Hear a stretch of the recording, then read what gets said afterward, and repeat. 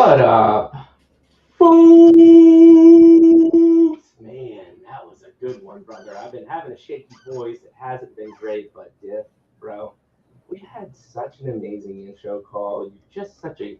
I got a good sense about people at this point. Hundreds, if not thousands, of people I've talked to, getting ready for this podcast. I just know you're a genuine human being. So welcome to the Mikey G and Web3 podcast. How you doing, brother? Oh, Mikey, that's too kind, man. Likewise, seriously, really enjoyed that last chat and been looking forward to this, man. It's been a crazy year so far, so look forward to unpacking all of that with you. Oh, dude, not only crazy year, but you got a just really interesting background. And like I told you, I think a lot of founders come on here and they're like, I'm just going to be talking about Web3. And then we get 45 minutes in, we're still talking about you and just the amazing journey you had. That's what we're really here to do. Obviously, we'll talk about Gigaverse, but you have a really cool story and people are going to learn a lot from that. Super excited. But before we get into it, just quick updates about myself. We'll have a major announcement on Sunday. Me and some OGs in the space hooking some things up, some new content. Really excited about that. We also have B-Rock from OG Triple Media. He's become a really good buddy, kind of ingrained in the Plague system. He's created his own Web3 media company. He's going to be coming on. Another amazing guest. And this has been happening a lot lately. Like I'll have a co-founding team on that has a couple of team members. So I had Kev from Final Bosu, his brother, and I'm gonna mess this up. Matsuaki. Don't know how to pronounce his name. He's coming on next Wednesday. We've been talking, just amazing human being as well too. They've already sold out half of their collection via pre-sale. So we'll have an awesome conversation as well. So those are just a couple things coming up with Mikey G. But that's enough about me. That's the only time I'm gonna talk about myself for the rest of the podcast. The rest is the man, the myth, the legend, Dith. So Dith has some really, really cool background. And I'm just gonna go more to the professional career, Dith. I love how you've recapped. Listen, the guy has worked some shitty jobs in some shitty areas. That has actually happened. He's worked in a very rough part of London, so I'm sure he has stories about there. But he also worked for Stripe, learned a ton of TradeFi information and just how payments work, started joining communities, loved NFTs, helped some friends launch their collection. Back in 2022, viral mint strategy he thought up, which led to a bunch of teams reaching out to him. Cannot wait to talk about that because it's always about how do you differentiate yourself in your product, and he obviously did that at that moment of time. And then one of the teams where I think probably a bigger part of your career, you linked up with Proof of Play, which is super cool. You took Pirate Nation from 500 monthly players to over 200,000. And then obviously everybody knows you for building Gigaverse. How did I do, my friend? Was the intro good? Anything you want to add there? Yeah, that's a great summary, man. And it's kind of wild to reflect on the spectrum of very, very different things. Couldn't have made this up even if I tried. So looking forward to the conversation, man. I say the same thing too. Like I pinch myself because I don't. We'll just go off script right now because, and this is how I feel about. I've worked for major car insurance company, Geico, that was like a thing in the 2010s with their commercials, and like I was the guy managing all of that and their brand, multi-billion dollars. And then now I'm here. I have a podcast company on the side. I've got just even life too, right? Like had a son later on in life, and that was like a whole journey in itself. And I just pinch myself sometimes because it's like, I know I worked hard, but at the same time, I feel like I'm not like extraordinary, but I look back and I'm like, I did a lot of cool shit. What are your thoughts there? I always was kind of surprised by like kind of cross-transferable skills you'll pick up in seemingly like completely unconnected domains or settings. Oh, I love that insight. Yeah, right. Like you do this one thing over here, and I graduated with like a medical degree, and I don't use it at all. But having worked in the medical profession for, I think I lasted about 18 months. Yeah, yeah, Um, but even during that period of time, yeah, like I learned certain stuff that I now apply to. So, for example, attention to detail, like oh, insane attention to detail because of like, the consequences were so high. So I carried that through into like everything that I did thereafter yeah, because you just had to be paying attention. And like if you didn't, it was like the consequences were always like anchored high in my mind. yeah, In other yeah. professional settings, sure, you can be kind of sloppy Joe about things. But Mm, it led me, for example, when I started building internet startups, I would be very kind of nitpicky and anal just about for example, like a website UI. If stuff is not equidistant or not symmetrical, like my right, eyes right. I would just like pick up on that immediately. Yeah, yeah. Um, so yeah, and I mean, there's like maybe much better examples of this, but yeah, I find value in like even those some of the shitty jobs that I worked. So Yeah, there's always something you can take away, something that you can learn and apply it elsewhere, even if I the love context it, is man. different. I love it. And I'm glad you brought that up because we're going to keep that theme throughout our conversation. But I do want to reset and start at the beginning. But before we do that, you did say that you might be able to drum up just a super interesting fact about yourself. Like this can be simple, man. Like you broke every bone in your body. You can eat 10 pizzas in a sitting. You've traveled every continent. Give me something. What do you got? Um, it's interesting. I well, when I was a teenager, I wanted to be a professional musician. I to this day, I still play the bass. Bass was always like my main instrument. I've over time, like I have the whole jam room, right? I have guitars, drum kits. I'm a horrid singer to the point that like it's now like the household meme. Fortunately, my wife is too, so our kids are screwed on that front. But I love it. yeah, my main instrument has always been the big booty bass, and yeah, I played in some bands which we were pretty good for for teenagers. There was a point in time where we thought, yeah, a bunch of us thought like maybe the band's gonna make it. We almost had like an offer from a record label, and we would play gigs with like I think the max sort of audience size we played to was about 2,000 people. Uh-huh. And I tell you, man, in that moment, you feel like a rock star when there's Yeah. like, yeah, when there's just that many bodies in a room. It was insane. That So yeah, sometimes no. reflect back on those gigs in particular, and I was like, man, those were actually probably some of the best moments of my life. Didn't realize it at the time, but playing in a band with some of your best buddies and everyone's like rocking out like that Yeah. shit feels real good. Dude, and there's something about, I would say, what I take away from that is, and I love your thoughts, is just a sense of camaraderie, right? When you've got that, I played collegiate tennis um, at a big university at a branch campus, but like D2 level. And us just like getting on the bus and traveling or going to different matches, but I had my crew. There's something to be said about that. What are your thoughts? I played a lot of tennis in the sort of age range of probably like more like 8 to 16.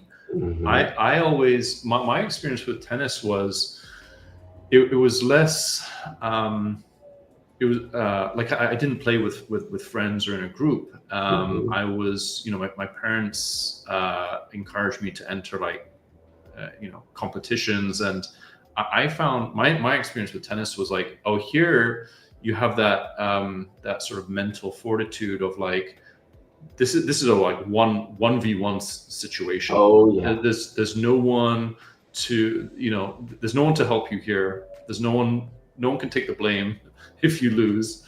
So you got to figure it out. And I like that about tennis. I mean, I also love team sports. Like, I played football or soccer, as it's referred to outside of the US. Yeah. And I like both ends of the spectrum. Yeah.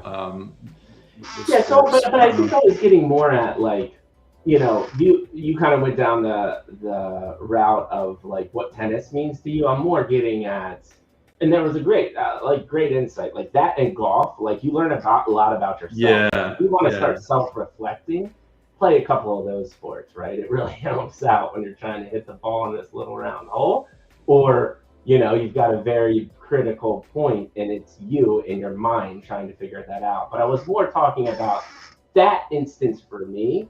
Since I was on a team, there was this camaraderie sense, and I think there's something to be said about having, in your case, a band, right? And more like, hey, if you can get yourself in a situation where you have these people around you, you're in it to win it together in this sense of camaraderie, I think it's an impactful experience. What are your insights or thoughts on that? Do you agree, disagree? 100%. Like the coordination piece of, so the two things I think that during sort of the teen years that like prepared me a lot for startup life were, one, the bands, and two, the like I was running a gaming guild, a competitive gaming guild. Yes. There's a lot of founders, by the way, in Web3 that have a guild story. Yeah. There's definitely a strong correlation there. It's super interesting, right? Yeah. So, all right, brother, we're gonna do this. We're actually gonna rewind a little bit. We're gonna ask the world famous Mikey G Web3 podcast question, because this will go up on Spotify and other podcast platforms. Some people might not be familiar with the content. We already got hundreds of people watching, and some of them might not be familiar with this show. But what we're going to do is we're going to do a little bit of life journey, and we do that by asking this one simple question, man. Dith, how did you get to the seat you're sitting in today? Please give me episode 1, 2, and 3 to reiterate for that audience that has not listened to this podcast before. Episode 1 is really childhood memories, parental figures. Really interested in kind of these like insights or lessons learned that really formed you as the human being you are today and have stuck with you. It's such an important part of people's lives, and not a lot of people talk about it. So I really am interested in that. Episode 2, you obviously touched on band, you went to med school, you did all of these, crappy jobs in terrible places in London. I know you have tons of insights, and I think I want to keep that theme of like, what were these transferable skills and the insights? And I'm more interested in the failures than the wins, right? Because that's where I think these really big insights come, and those insights are going to help the audience out so much. We already have comments that people are excited about the information that we're talking about already. Episode 3, obviously, we're here also because of Web3, Gigaverse. How did you find Web3? Take us through a little bit of that journey and talk about what you're doing now. So, I know that was a lot. We're going to start in episode 1. Anywhere you want, just the first thought or memory that comes to mind when you think about your younger years. I would say, on the whole, like I had a great childhood. I'm just like deeply appreciative of, the childhood my parents were able to give me. Right. No complaints or like, moments of, weird adversarial or, some sort of like trauma that led me to where I am today. I just had like a joyful childhood. I think what that enabled was I was always someone who, like as a kid, I was just always like drawn into stories and like kind of like fantasy worlds and collecting stuff. Like I became big on like even when I was like 6 years old, I became big on like collecting action figures. Like super into like I had to have like every G.I. Joe. Yeah. That was Yeah. like my thing. And then I was like really big on Lego as well.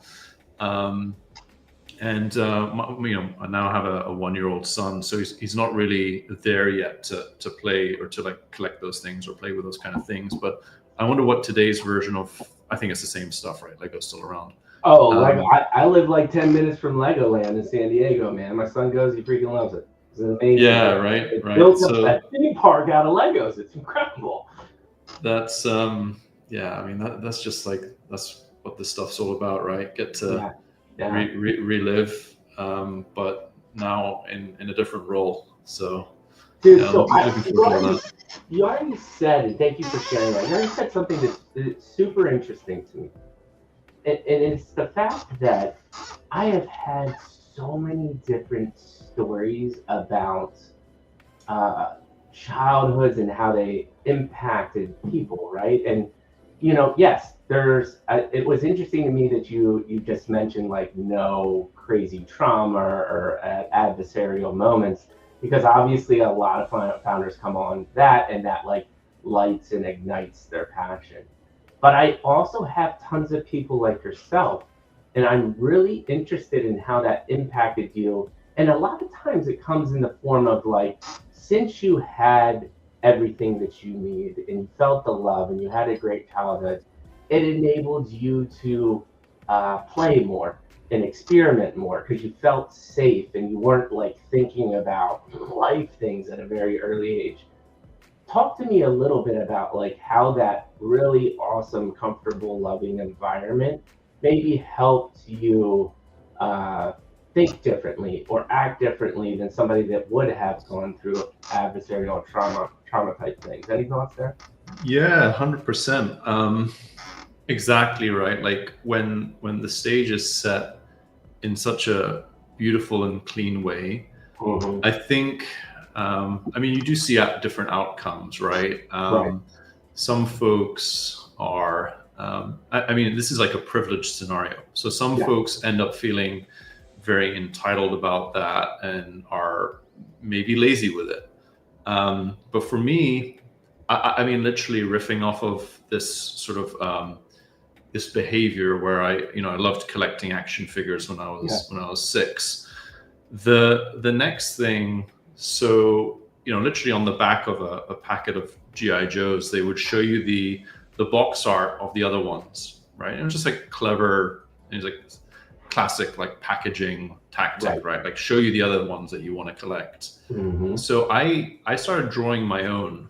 I started like making up characters and be like, oh well, I want to like I'll draw a ninja or a robot or whatever. Right. And yeah, so having that environment allowed me to be kind of like creative. And when I was drawing, yeah, so this was like a really important childhood experience. I was drawing these characters I was kind of inventing, and then when my parents would host a dinner party over the weekend, or they would have friends over, they would encourage me to, hey, why don't you come and show the art? I mean, I was a kid, so I'm sure they were terrible, but why don't you come and show the art that you've created? And then the extension of that was like, oh, are you open to selling these? Maybe you can, actually some of the guests are interested in purchasing your drawings. And I remember making up the prices, like, oh, this one looks pretty good, so I'm going to price this at £5. And this one, I made some mistakes on this one, so I'm going to price this one at £2, whatever. And then of course, adults love to support kids and their creativity, so that was how I made my first pocket money.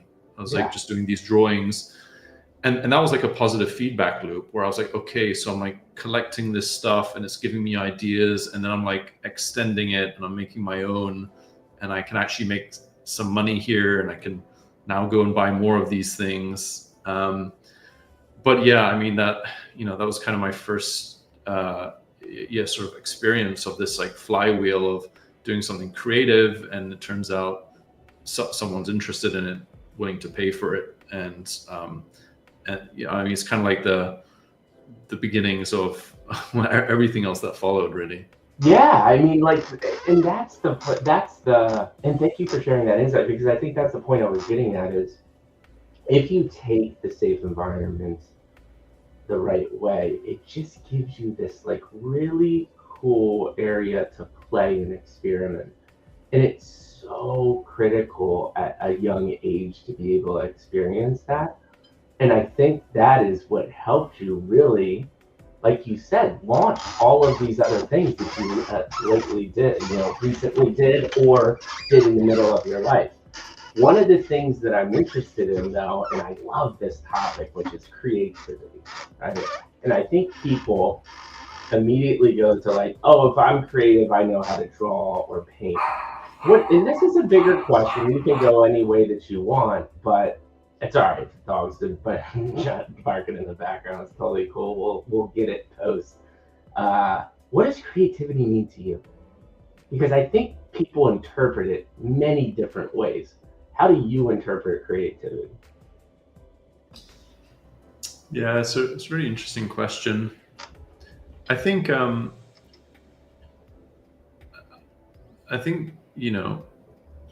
people have probably built that term up, right, to have to mean something really big, right? Like you have to like write a Grammy award-winning song. Now you're creative, but really it's not that. It's not that at all. Creativity can be like a lot more nuanced. In fact, some of the most fun parts of being creative are nuanced, right? Like the subtle stuff.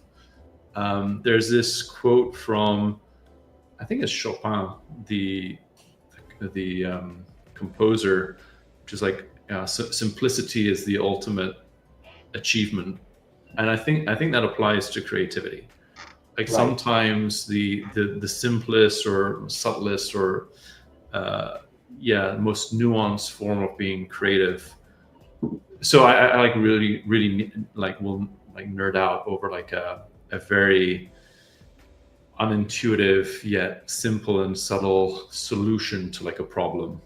Yeah, I think that there's like a lot of mid curving that happens in like business problem solving where we're gonna go and like reinvent the wheel, and sometimes like the answer is like actually much simpler than you think, and that's the kind of creativity that like really excites me. Yeah, and I agree with you, right? I went to design school at Penn State, and everyone thinks again graphic design. And I went through like a pretty rigorous top tier program. The first thing they actually teach you is that you are a problem solver at the core.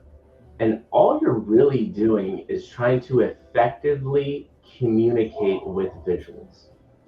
How do you merge image and text in an effective way to convey an emotion or get an action out of a human being?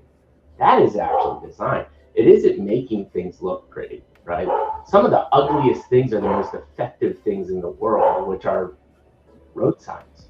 We literally studied road signs for weeks on end because they're basic images, but you look at it and you immediately, when do you need to immediately know more than ever when you're driving a car so you don't make a mistake, right? And what I'm getting at is, and I think, and I'm glad that you brought this up, those connections, we're already in the AI age, right? There are agents out there doing all these crazy things. This is one of the few skill sets that humans will have that are going to be so valuable, and working that part of your brain, I think, is critical, right? Because AI will always need a human to make these human connections that it quite can't do. Maybe it gets there super sophisticated decades from now, but for the next decade at least, we're still going to have that power, and it's very critical for people to be thinking about that. Any additional thoughts there? Agree, disagree? Yeah, I think the road signs are a really cool example. Yeah. Less is more has to work in every language. People have to like understand the message with like a glimpse. Yeah. Yeah, and I mean on AI, we're so on the topic of creativity there.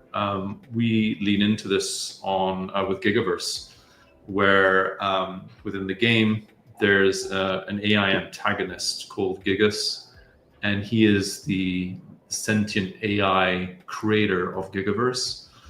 And like our players are having a bit of fun with this because we haven't kind of a lot of his story isn't known yet. His mechanics aren't revealed yet. He's watching you in the game, but people don't know what that means or what he has coming. Mm-hmm. But yeah, it's going to be like a really there's going to be some like really creative stuff there that people aren't expecting, and that's gonna, I think, just be a ton of fun, lead to some real social shenanigans, and be some really like fun dynamics in the game. So I think AI in the context of creativity is just the question is actually how can you use AI to like supercharge your creativity and make it work for you, 100%. whether it's a personal project or a product you're building or whatever. Yeah, man, awesome conversation so far. I one thing that I am missing that I would love to hear, and then we can kind of transition more into high school, college years, is just some things that your, parental figures or anybody that was a big influence to you of like mantras or things that you think about all the time, whether it be, be kind or your attention to detail that you talked about. Any thoughts there? So growing up, I was very interested in history. I read a lot of military history. I was particularly fascinated with, I still am, with World War II. Yeah. It's all wars are kind of bad, and there's very rarely like a right and wrong actor. But what I liked, and I kind of felt this even as a kid, was with World War II, there was possibly more in that war than any other, kind of a clear right and wrong. Right. In terms of, well, just like in terms of ideology and actions being taken.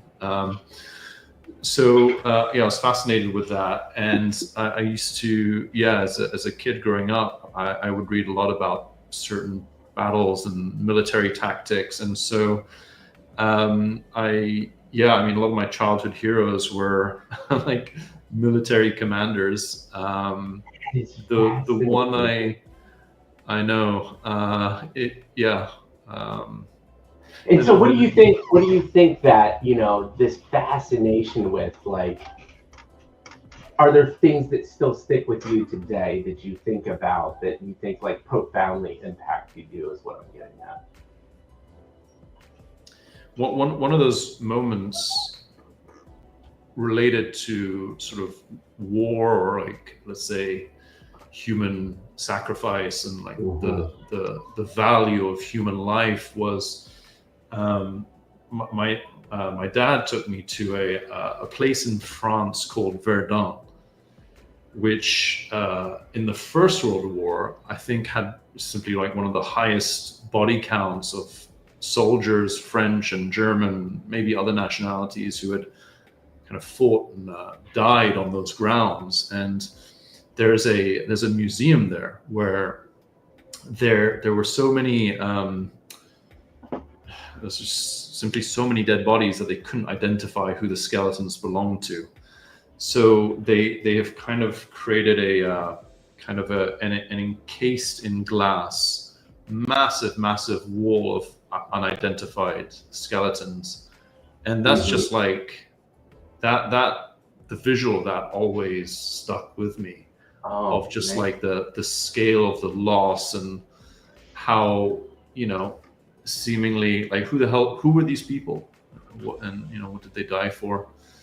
That made an impact on me. A lot of what really sort of like specific memories and moments from my childhood were from like moments my dad was like, you have to see this or hear this or read this or simply sharing like a story with me. Yeah, And dude, you know, that is beautiful insight in the fact that I feel it already is that and people don't do this enough, right? So I wrote 5 to 6 pages of what I wanted this podcast to be, and we actually have a company called Midlife Crisis Media, and then a larger one called Midlife Crisis with my buddy, and he's working on real estate. So like, media is one of the things that we're doing, and but what is at the heart of what we're trying to do with this media brand? And we wrote 5 pages and we came down with a simple statement, which is bringing back the lost art of genuine human connection. Right? As we get more connected, I think we're more disconnected than ever before. More anxiety, more depression. People are just not deeply, profoundly connecting. And what I heard from you is so important. Just another thing to reiterate to the audience. People, you gotta think, man. You gotta think. Dan from Moonsheet Verse, love him to death.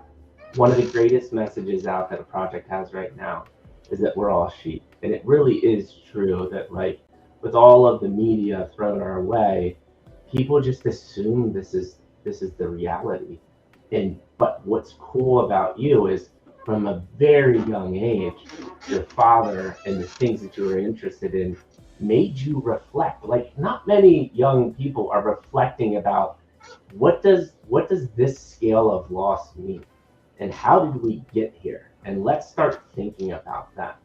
Do you think I hit the 100%. nail on the head, or anything you want to add to that? I mean, when I look at like the sort of range, like the spectrum of experiences, right? Like I'll call out another couple of examples.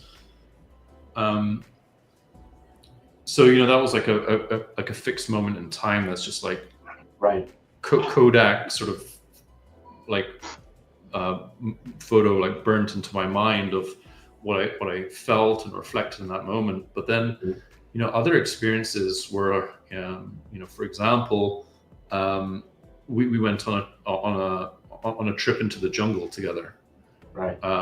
When I was 15, and it was like a case of he in his 20s was sent by he was actually sent by the Belgian government at the time to work at a mine in a colony in Africa, right?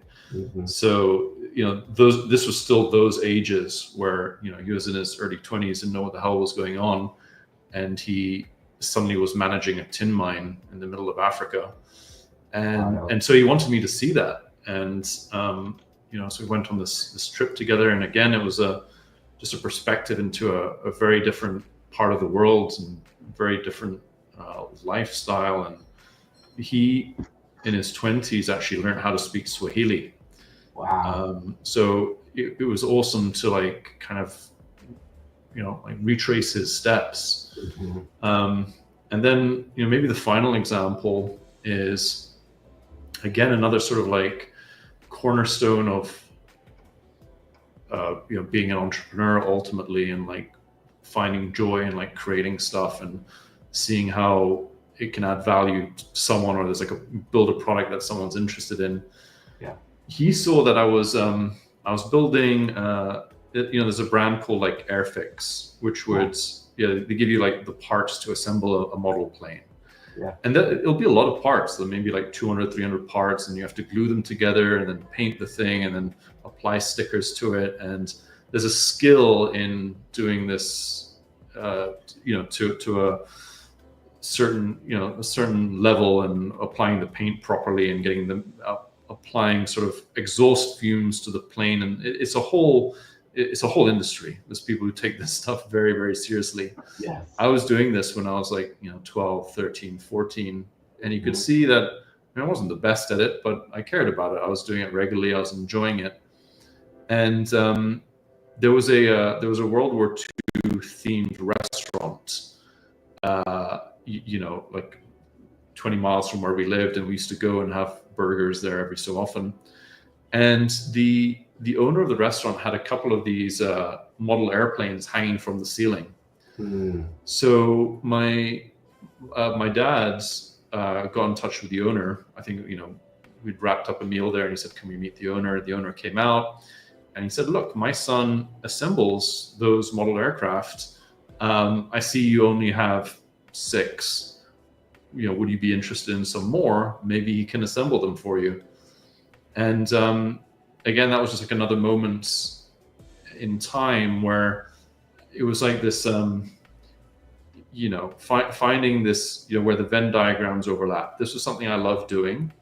There was someone who had a need for that, right? It was literally, this is what ended up happening, right? I ended up assembling a bunch of planes, and I sold them to him at like a 50% markup or whatever on the material cost. Right. And they ended up hanging in his restaurant. And it was like, it was like it was like a moment in time that my dad wanted to see how those dots could, he wanted me to see how those dots could be connected, right? Right.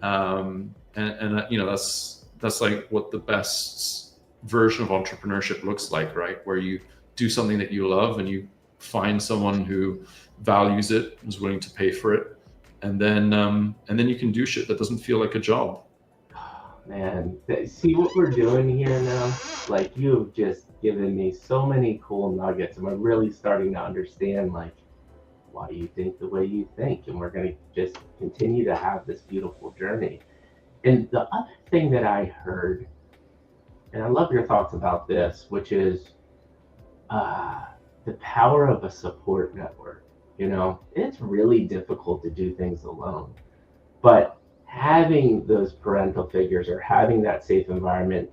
I heard your dad saw an opportunity to yet again show you something new and to help you grow. Like, that to me, when I look back at the toughest moments of my life, one of the main reasons I got through any of those is I was fortunate to have people around me that deeply cared about me and just were not going to let me fail. And they were not going to let me, I've had near-death experiences, right? And they just weren't going to let that happen. What are your thoughts about how those support networks have impacted you, or how important they are to you? Because I would say it's probably one of the most important things in my life. Yeah, 100%. Completely invaluable. I'm fortunate to, as I say, like, I had amazing sort of childhood and relationship with my parents, but like my very best friend, who I met when I was 6 years old, we still hang out today. So, there's literally decades worth of like shit we've learned, and hilarious stories, and issues and trauma and like life problems on his side, and same on my side, that we've helped one another through. And man, it's just so important. Yeah, I totally agree. One side comment is, do you remember Arfix Dog Fighters was such an awesome, fun game? Is that part of what you were talking about with the Arfix stuff? If not, I remember it. No, I always I kind of got stuck into this very simple routine of, like, I had this kind of very weird set of like aircraft that I was like overly obsessed with, just because I really liked the design of the aircraft. So one of them was like the P-51 Mustang, which was like regarded maybe as one of the best fighter planes of the Second World War, or the Bristol Beaufighter, which was like a British assembled aircraft with like a massive cannon in the nose. And so like I kind of almost in this I don't know, very OCD manner would center my airfix activity around like building and rebuilding probably the same set of 20-25 aircraft over and over. And some of them I would have built like 3 or 4 times in different sizes, or different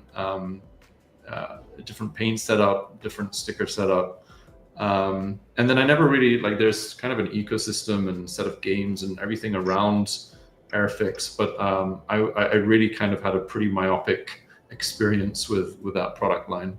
Yeah, but that's also another insight is like, again, why the entrepreneur stuff makes sense is what I heard there is just iterating and redoing things, maybe in a slightly different angle, but that's all about that test and learn mentality and reiterating and reiterating and reiterating. Just another beautiful insight, man. So believe it or not, we've been already talking for 40 minutes and we're still talking about childhood. So I want to jump ahead a little bit and get to kind of the college, the schooling. Like, we understand you now of like how the mindset was. You have a safe ecosystem. You're starting to play. You're starting to tinker. You're having these opportunities in entrepreneurship at a very young age. How does that translate into med school? Or, are you starting to, as you're forming into your more formative years and going to college and stuff, are you taking those? Are you more doing what you think you should be doing? Because I always think that is an interesting transition is how did this all start manifesting into episode 2? So honestly, the most fun that I had as a teenager were kind of the things I mentioned: the bands, the gaming guilds, and some sports. School, I was always good at school. I was always, it was just like another area to compete in. So I quite liked actually like getting good grades and getting awards and shit. It was just like another game, right? Where like, oh, okay, this school is like a system where what are they looking for? What do they want me to do? How do I get the top marks? So I always kind of saw it in that context. I really wanted, by the time I left high school, actually to give the band a fair shot because, as I say, we had this like early taste of like, rock star life of like, performing at gigs with thousands of people, and we thought we were pretty good. I kind of really, I think at the time it was simply what everyone was doing. Everyone from my high school ended up going to university. So culturally, all of us were, I don't think the forces were strong enough for us to be like, no, fuck that.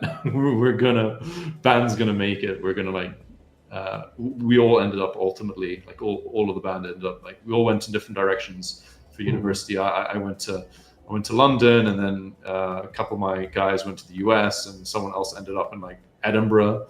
So the band was over, and we all ended up studying different things. I didn't really know. Real quick, you touched on 2 things that I'm very interested in, which is one, the school part.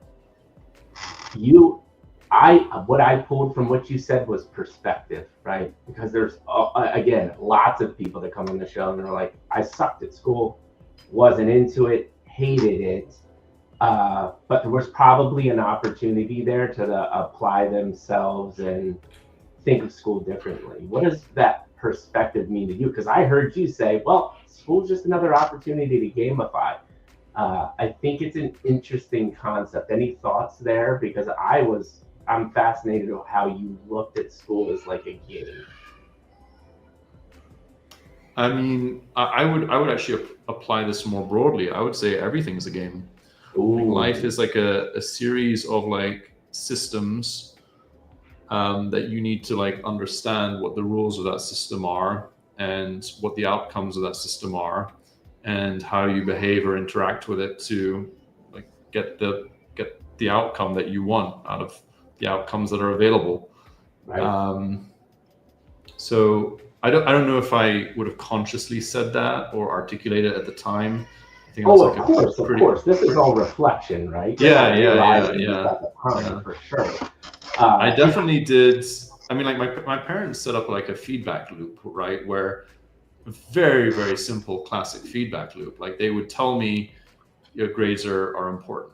And then when I got good grades and I showed them those grades, they would make me feel really good about that. And like here, what is it that you wanted for Christmas type thing.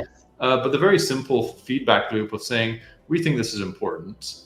And then me feeling really good when I accomplish that. And so it reinforces that. And that was the game, right? Like that set me up to, get whatever. I went to a really good university and the rest. And ultimately I look back at that and think, I don't know if it was important. Like probably, going back to the earlier point of cross-transferable skills, there was definitely like a bunch of good that came out of it. I like to think though that like ultimately, even if I didn't go to university, I could still be where I am today. 100%. Just like found a different road to the same destination. Yeah, and you said a couple things that I think are super interesting too, which is that feedback loop. And the fact that you looked at like going to school, getting good grades and getting rewarded was like a loop, which is, it's already, it speaks volumes of how you think about things. And I agree. I actually had the same thing. Like if I got straight A's, I would get to go to Toys R Us, and I'm like 100 years old in this space compared. I'm 43. And so Nintendo had just come out, right? Oh man, yeah. And Toys R Us, it was just a wall, like everything was in a case, and it was just a wall of these like paper tickets, right? And I just have these like vivid, fond memories of me getting to go to pick one of those games because I got straight A's, and it worked. I got straight A's all the way up to high school, like because I was getting that damn video game. Question. So, go ahead. Just to add to that, probably the sort of tagline that comes to mind there is, I think it was like Buffett or Charlie Munger, right, who said show me the incentive, I'll show you the outcome. But that really like is the bottom line for so much stuff in life, and it's definitely the case in our neck of the woods, right? If you're building applications or ecosystems or games enabled, crypto-enabled games or applications, then this is 100% the case. And there's a well-known trader named Jezebel who also wrote, his framing was like, incentives are crypto's killer application.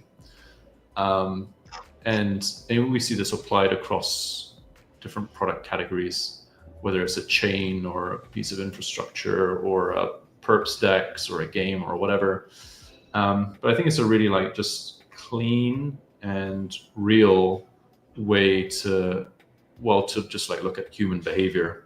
Right? It's like, show me the incentive. Thank you for sharing that insight, because we're still here, and obviously the main incentive is financial, right? And I don't think we've really figured out how to get out of that in Web3 as well. But I would even relate it to what I do, and I have this conversation with my co-founder already all the time, which is I have worked for years, right? And I've gotten paid good chunks of money. I've also lost chunks of money. But one of the hardest things for me is I continue to work really, really hard, and I don't think the incentives match the work that I'm putting in. And so the only thing I can do, though, is keep on pushing forward, knowing that I do think that's going to come, because I truly believe in karma and kindness and paying it forward. But to your point, if incentives aren't aligned with what you're doing, how do you get through that? Are you having any thoughts there? I have an answer, but I'd love your answer. If incentives aren't aligned with what you're doing, I think it depends on the person ultimately. Like, for sure.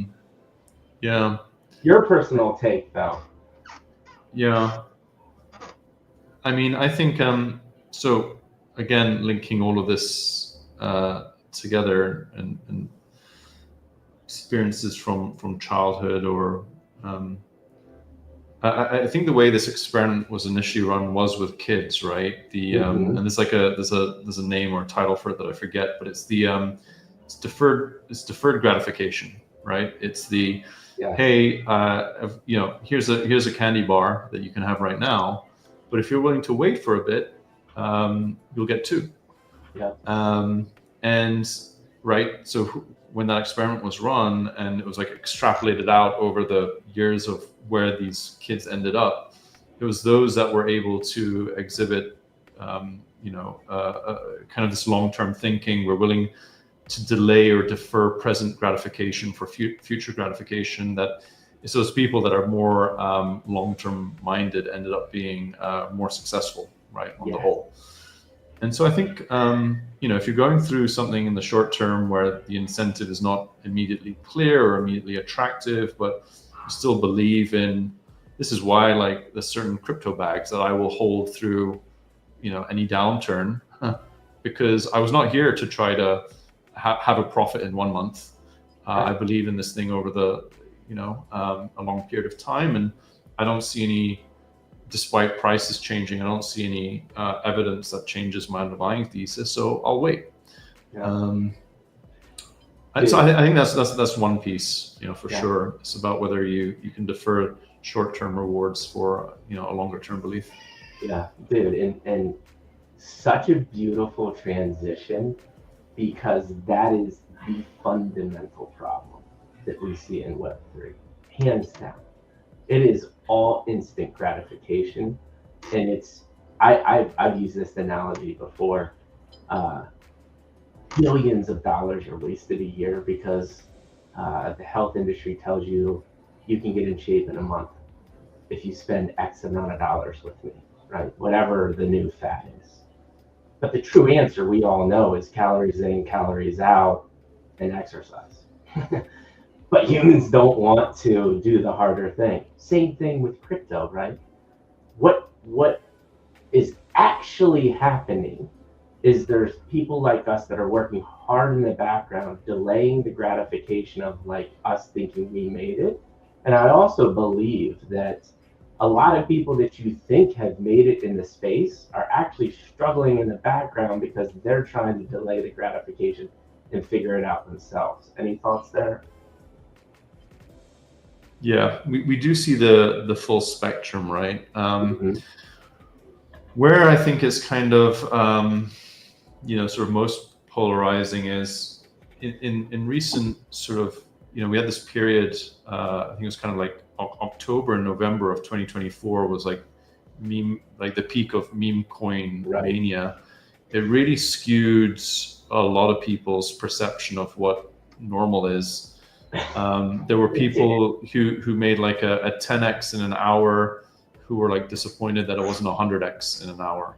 Yeah. And in hindsight now, I speak to my friends and I'm in the same boat. It's like, oh, well, of course that was a bubble, or of course that was the top. Like you had Buffett stabling so much cash and the rest of us, were like playing around with these AI vaporware coins, which ran to like 9 figs. What were we thinking? Yeah. So, but hindsight's 2020, right? So everyone looks back at that and is like, yeah, that was probably when we should have been selling and not buying.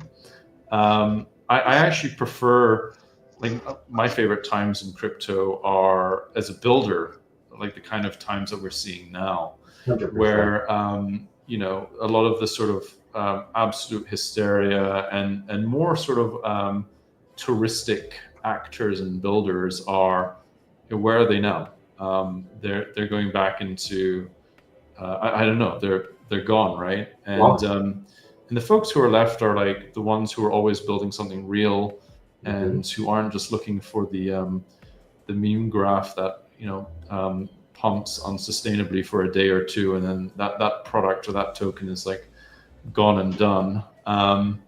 So I prefer these times. I think they bring everyone back to earth, and we, when the tide pulls in, you see who's left, who's building something real, and who's here for the right reasons. Absolutely. And your meme coin example again fits the narrative, right? Is like, if you actually were to take a step back during that time, again, it's all driven by instant gratification.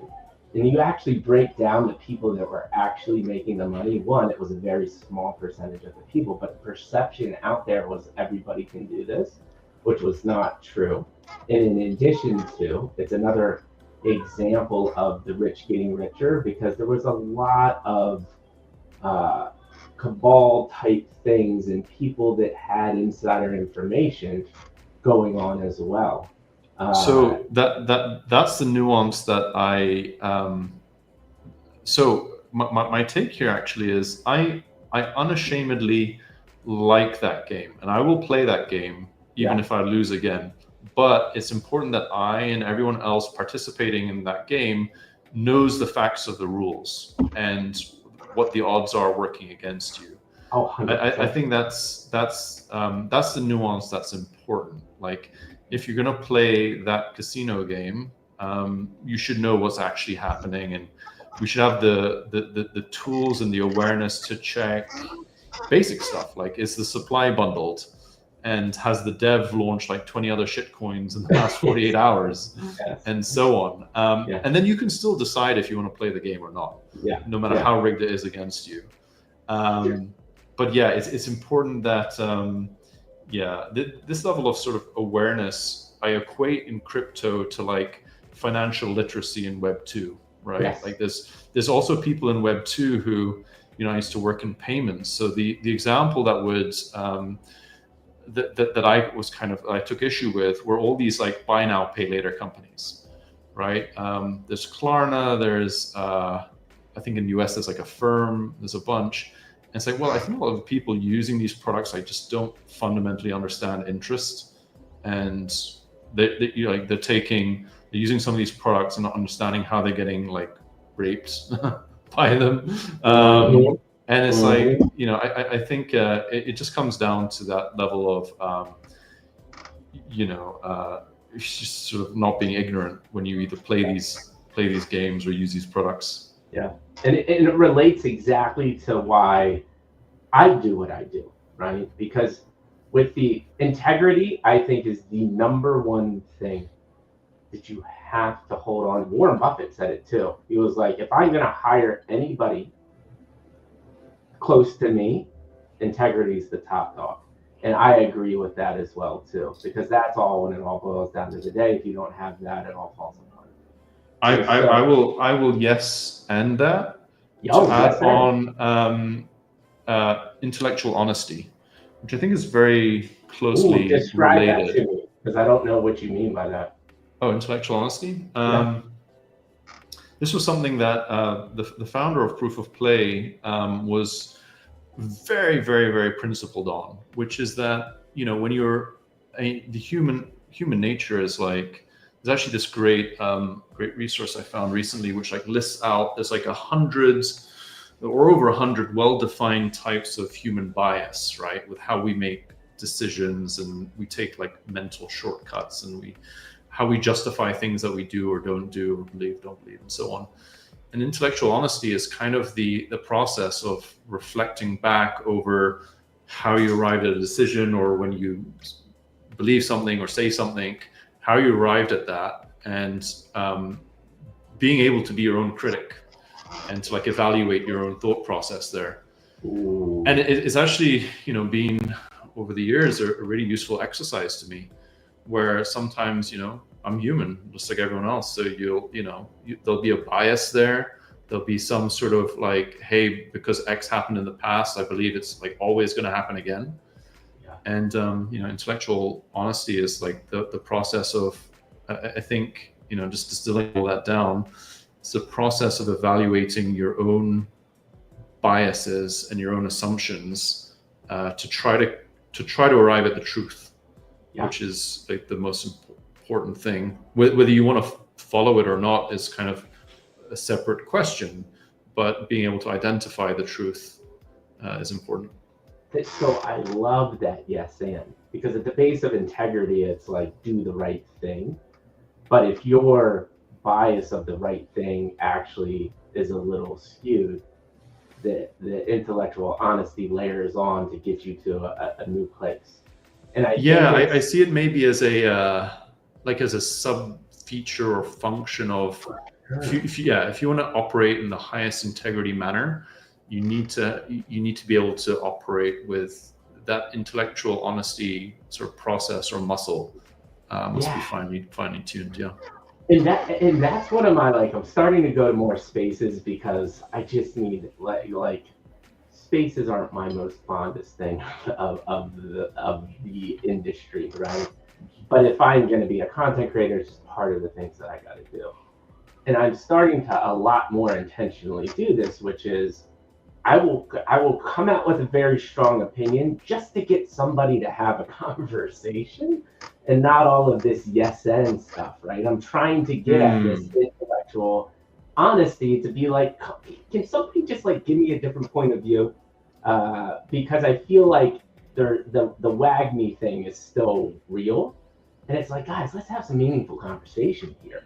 And that's another part of this intellectual honesty too. Like, I'm so excited that we took this tangent because again, it's very, very important. Another thing that you could talk about here too, which I think is critically important, is this is also a form of self-reflection, right?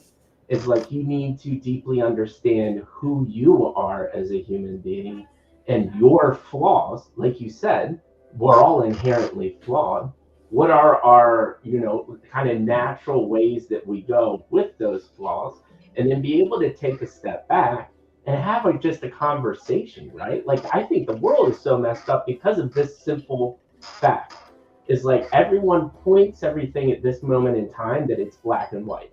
You're either right or you're wrong. And it's like, dude, life for thousands of years, since the beginning of man, has always been gray.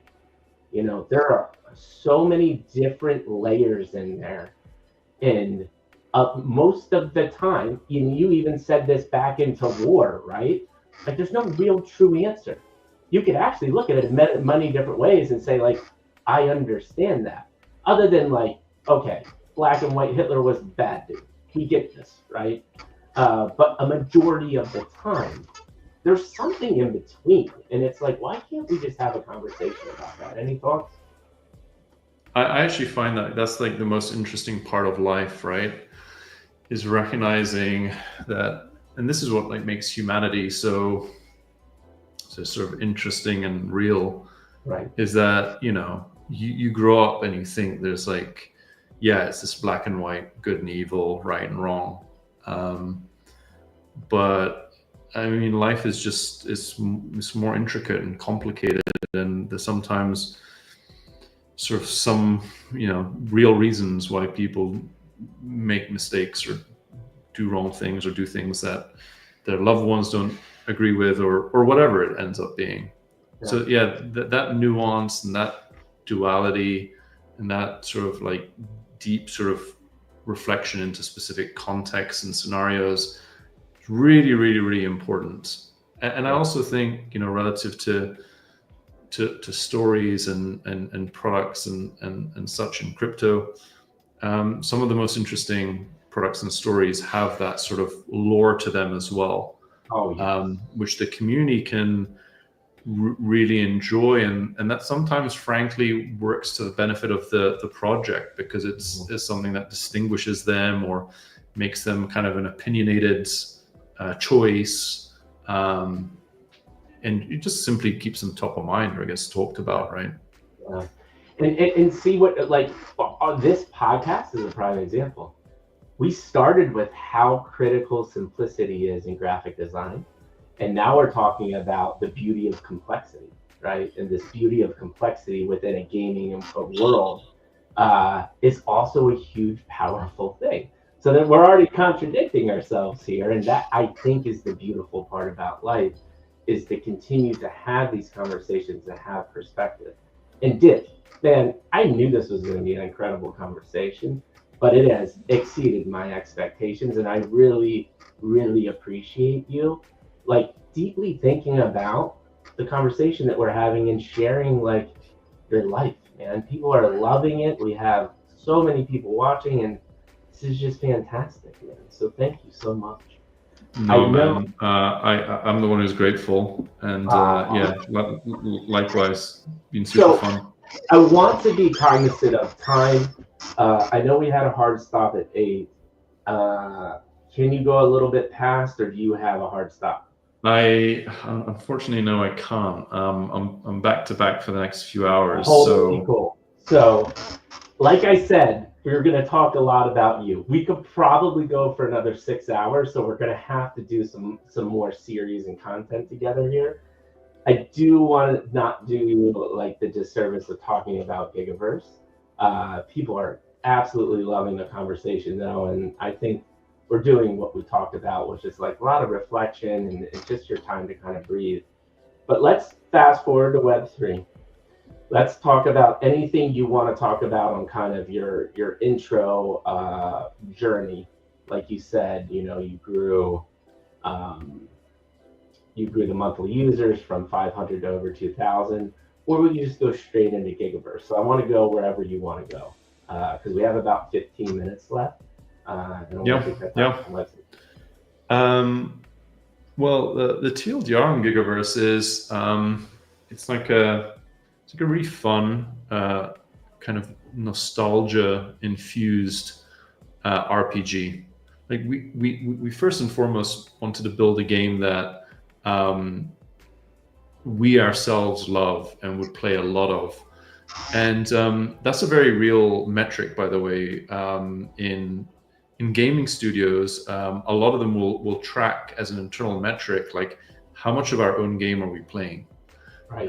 That's like your first sign that you have something that's good, right? Like you yourself, or like you're enjoying the game, you're addicted to the game. Great.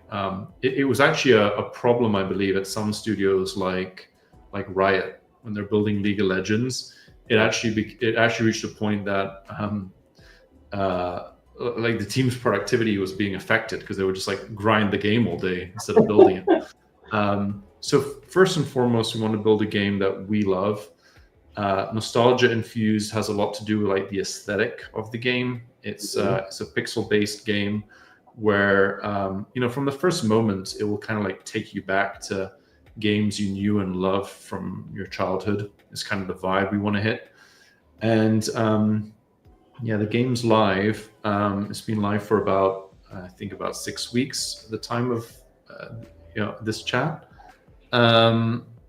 We have tens of thousands of players. A really nice early community has formed, and we've just gone full time on it. My co-founder and I, we were working on this game part time. We were working elsewhere in crypto gaming, and and as of last week, we committed full time. Like the traction has been very, very strong, and we simply want to make sure that we build Gigaverse up to capture all the potential that it has. So congrats on the full time, because that's a big jump, man. Big jump. Are you excited? You scared? You nervous? What does it feel like? Excited, really excited. I made the move. I left. So prior to all this, I left Stripe. I was working at Stripe, running a go-to-market team, and I left Stripe to move into crypto full-time at the company that you mentioned, Proof of Play, which is building a game called Pirate Nation. I made that move at the time of the last crash, like just following FTX when ETH, wicked down to I think 800, and it was so over, and it was just like absolute doom and gloom. I made that move then, and I find there's some sort of sweet irony in that I'm making another move now when, again, there are folks on the timeline who are saying it's kind of all over, or at least in the short term, it's all over. So it feels right. It feels like this is a little bit like history repeating itself as I now enter this like next chapter. And with Gigaverse, we're having a lot of fun, and our goal is to keep having fun and to build a game people love. But at the same time, like based on what we're seeing so far, the community that's forming, the traction that we have, the metrics that we have, there's no reason why we can't build this into being the biggest crypto-enabled game ever. So step by step, we want to focus on what we have today and the features that we're rolling out this week and next week, and the fun. But at the same time, we are ambitious founders, and we're not placing any limits on the scale of vision or impact that we can have. And so, what is the next? I have so many questions, but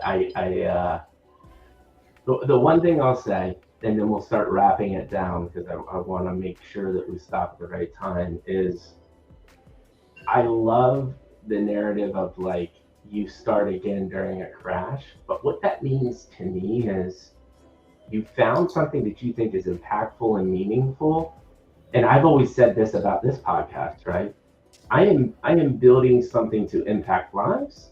I don't care what the market's doing. That's not going to stop me. And that's what I heard you say. Is that about right? Or any thoughts there? Yeah, 100%. I think to your point there, it's about building something that devoid of, I mean, put aside market performance, put aside current prices, put aside financial incentives. Is this a product or a service that's good enough to stand on its own 2 feet and that people will happily interact with or consume and or potentially pay for, aside from all of those things? And then you're building something real, and that isn't just working because people are hyped up or euphoric in the moment, right? Yeah. And yeah, I mean, we sleep easy at night knowing that's what we're doing, and come hell or high water, price is good or bad, we're building something real. And we love to have crypto people come and play the game, but we're also designing the game in such a way that someone who doesn't own any crypto can come and enjoy it too. Yeah, I absolutely love it. So what does the next 3 to 6 months look like? Please share what you're excited about and anything you can share with the community. Yeah, for sure. Well, we simply go into shipping mode now. Now that we have the time, we spent last week kind of locking in, just like locking in some core plans and setting ourselves up some like work systems, essentially like sharpening the axe, right? Getting stuff ready so that we can hit a certain level of productivity and speed. And now we're on to shipping. So we have a big feature releasing. I think it's going out tomorrow. Then we have something teed up for next week, and our goal is to put out something basically be on like a weekly shipping cadence. And some of the features that we've been working on are like pretty chunky, big features. They're like entirely new game loops. So it's an entirely new thing for our players to do. It changes the meta of the game. There's like new items for them to discover and collect, and decisions to make, and so on. And to round this off, if we zoom out 6 months from now, we simply hope the game is going to be much larger, enjoyed by many, many more people. Like friendships have been made in the community, all that good stuff. And it's desktop only, right? Right now, yes, but we built the game in a kind of a visual kind of client called Unity. So it's mobile. It's like kind of mobile ready. We just need to put in. It's a couple of weeks worth of work for us to like put out a dedicated mobile version. Yeah. So we will get to that at some point in the next few months. Just know there's people like me excited to play the game, but I just don't have time to sit at my desktop. Me too. Me too. So I need some type of mobile option that I can pop in for like 10 minutes when my life is just chaotic around me. So that would be my number one request. We will we'll definitely let you and let everyone know when we've got that mobile app ready. Awesome. Well, man, we didn't even touch on like half the things we want. We really didn't get even deep into episode 2 or episode 3. We're gonna have to do this. We're just gonna have to keep on talking. But basically, got one last question I ask every guest. I'll give you my final comments. We'll call it a day, and you can go hit your other 15 meetings you have back to back. So the last question is: you have now gone through your first experience with Mikey G Web3 podcast. You've been in hundreds, if not thousands, of spaces. You've been in other content. I'm sure you've been on other podcasts. How do you think today went compared to the other things that you've experienced in the space? I think this is probably the most human format instead of questions I've come across in the space. I think, don't know whether you like the guy or not, but it's definitely got that like Joe Rogan like realness. Like we could have probably chatted like 2-3 hours here, right, on just about anything. And it's not simply shill your shit type format. Mm-hmm. So I knew it was going to be like this. I got a sense of how what your approach is and how you run the conversation from our first chat, and it's been great to run the podcast with you. I think the space is refreshing in the space, man, and I'll definitely encourage other founders to come hang with you. Thanks, man. Yeah, and the feedback that you just gave me is exactly what I'm going to go for. And we talk about product market fit for companies all the time, but there is the same for content creators, right? And I don't think the space was ready for it for years, and I knew that, but I wasn't going to stop. I'm fascinated with Web3. I will continue to stay in here and get tech, AI, people like yourself, founders. But I obviously have a way bigger, broader audience because we talk about life, and I think it's just so important. Some of the themes that we talked about today, I mean, fascinating conversation about the integrity, and I already forget what it was, intellectual honesty. That was probably my favorite part of the conversation, because and the juxtaposition about simplicity and then complexity, right?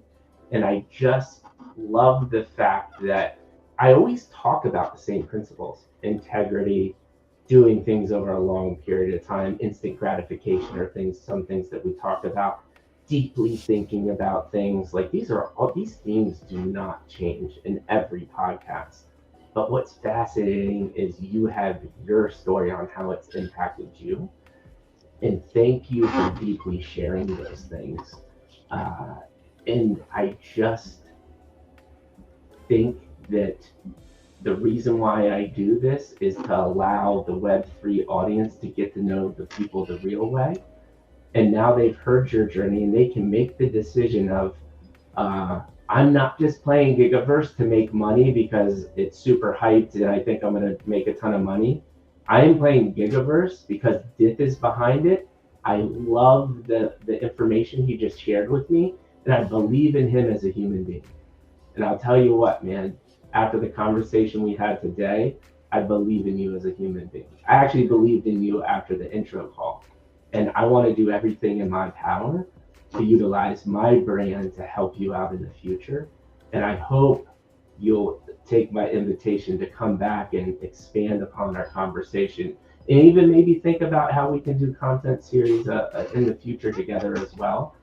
Because it was a pleasure and an absolute amazing experience. I literally woke up this morning and I was like, I was amped for today because of this, and it exceeded my expectations. You just gave me over an hour, almost an hour and a half of your time. You're insanely busy, and that's the most valuable thing that you can give me. So thank you from the bottom of my heart, man. It was an absolute pleasure. Yeah, of course, Mikey. Yeah, truly, appreciate you and what you do also, and it's been a blast. So, of course, we will continue the conversation. I'm already looking forward to round 2. All right, brother. And with that being said, you all have experienced Dith on the Mikey G Web3 podcast. We freaking love you all. Have a great, great Wednesday. Mikey G and Dith are out.